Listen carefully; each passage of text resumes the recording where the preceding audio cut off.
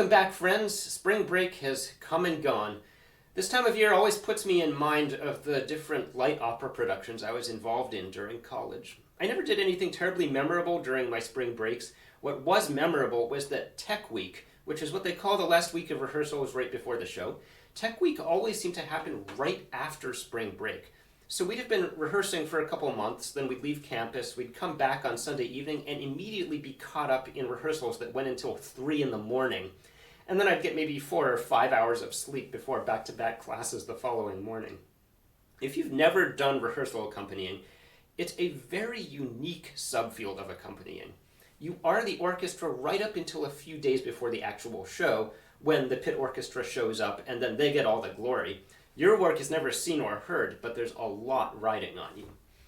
Ideally, you would have time to learn the whole show before rehearsals even begin. Then you would just show up and play every single song perfectly every time. If you don't have time to do that, then you're going to end up sight reading a lot of music at tempo and learning it on the fly. However, the expectations and priorities for rehearsal accompanying are very different from accompanying in performance. A few years ago, I did a video about the fine art of fudging, although my focus there was really fudging in performance without the score. In rehearsal accompaniment, you can have the score as long as you need it, and you can get away with a lot of fudging, but specifically fudging to optimize for certain qualities. So, what is the minimum viable product for a rehearsal accompaniment? Well, most importantly, you gotta keep time. You have to keep time and rhythm. The singers can't afford to sit around while you try and find the right notes. And after that, well, it depends on the style of the music and it depends on the skill level of the singers. In some situations, simply playing the vocal lines might be the best thing you can do to guide the singers, even if the vocal lines aren't explicitly written in as part of the accompaniment. Or in other situations, the singers might need harmonic support more than melodic support, and so just playing umpas in the right chord progression is plenty. But, and this is the cool part, as you get comfortable with the music, you can embellish or fill out the accompaniment as much as you want, and you can get very creative, as long as whatever you do is not going to confuse the singers when the orchestra does show up. I have here the score for Iolanthe by Gilbert and Sullivan. This was one of the first productions I worked on. Take a look at the opening number.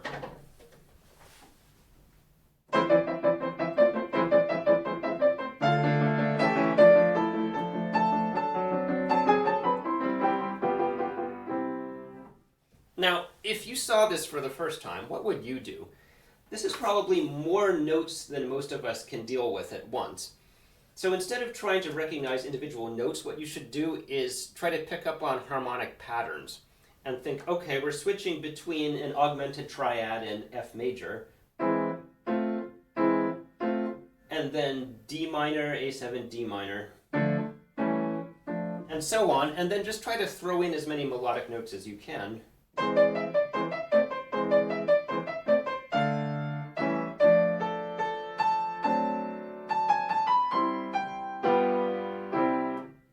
That's plenty for the sake of cueing the singers. Or if even that's too much, just try playing the top line of notes and the bottom line of notes.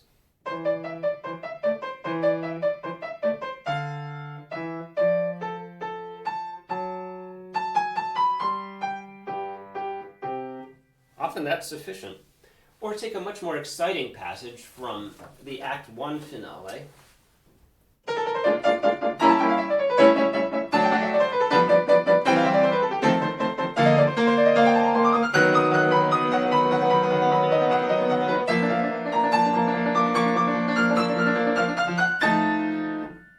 Is that too many notes? Well, just skip all of those runs and maybe skip the tremolos as well.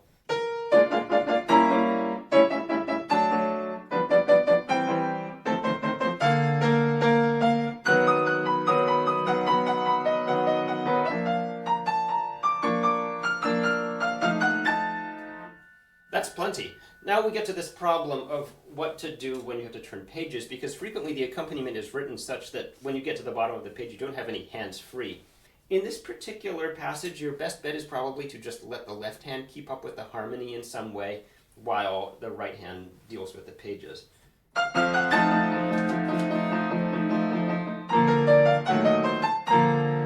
Nowadays, of course, Pianists often use tablets with Bluetooth page-turning pedals so that you don't have to worry about physically turning pages. But point is, what you've got to be able to do is glance at the music and instantly decide what you can deliver immediately. Keep track of what are the trickiest parts and concentrate on those when you're practicing alone. And then you can throw in as many extra notes as you want.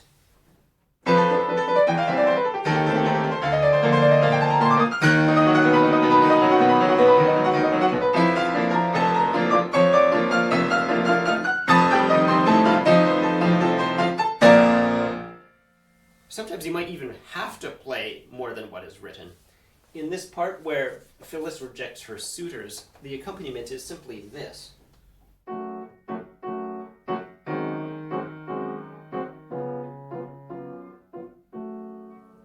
But if the soprano doesn't know her part that well, you might have to double her.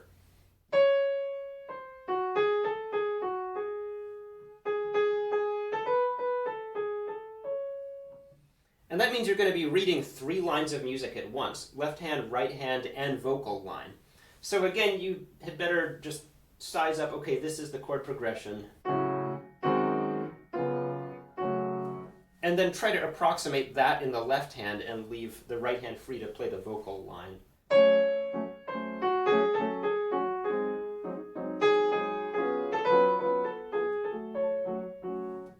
In our case, though, the girl playing Phyllis was a very capable soprano and didn't need any of that kind of help. What I always did instead was add a different kind of embellishment because I'd been listening to orchestral recordings and the woodwinds do some kind of long doodle right there, so I always made up a run like this.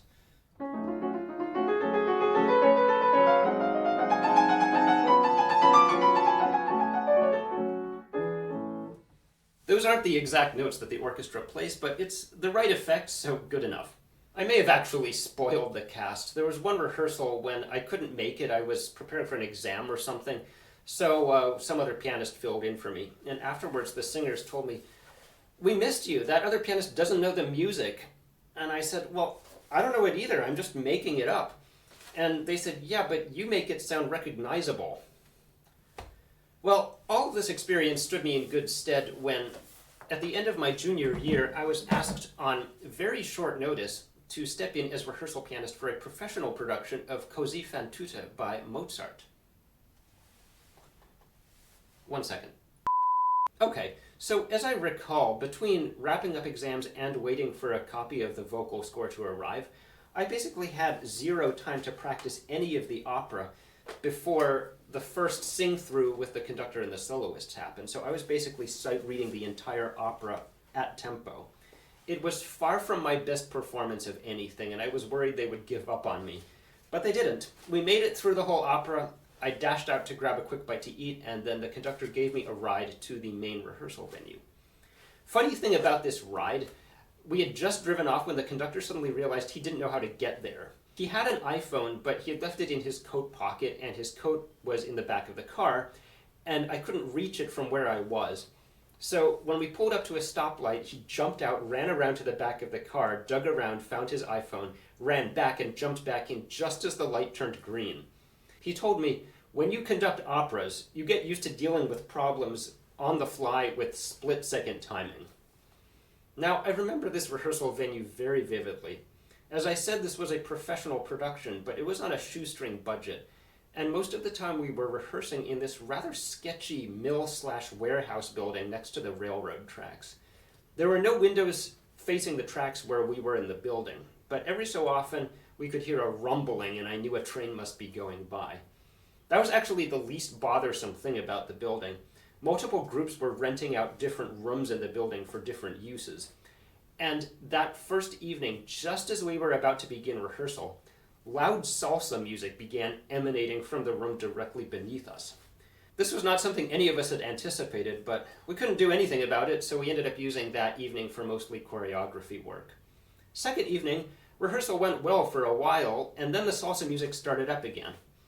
The problem was we had no way of contacting the building manager. The guy that was letting us use the space was renting it from yet someone else. So we reluctantly shoved the piano into a smaller adjoining room, and we kept up rehearsing there for a few minutes, and then someone else started playing an electric bass directly below the new room.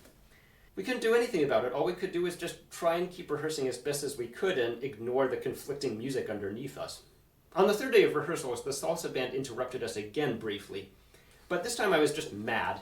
And so when the band paused, I jumped into one of the Cozy songs and played it as loud as I could.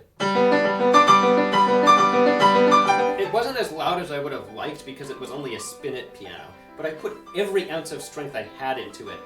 And what's amazing is that the salsa band actually shut up after that.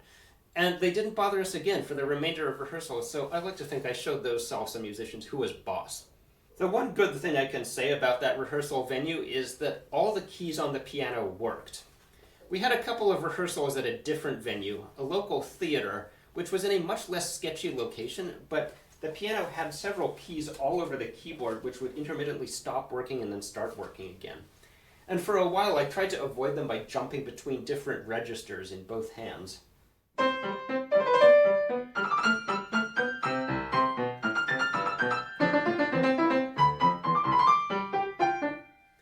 And finally, I just gave up and improvised an accompaniment that had the right chord progression.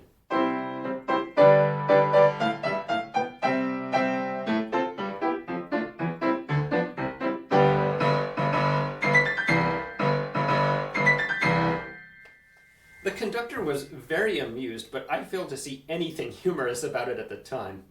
Anyway, that production came together splendidly, and I actually ended up in the pit orchestra accompanying the recitativo passages. So, all in all, doing rehearsal accompaniment work helps you develop some very useful skills. But I have to end with the same caveat that I did in my fudging video. Namely, you don't want to get too used to playing sloppily.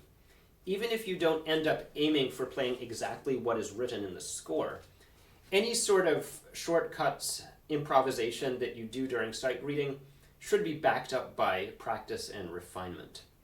If any of you have some fun rehearsal accompaniment stories of your own, please share them with us in the comments. I'd love to read about them. That is all for today, folks. I will see you in the next video.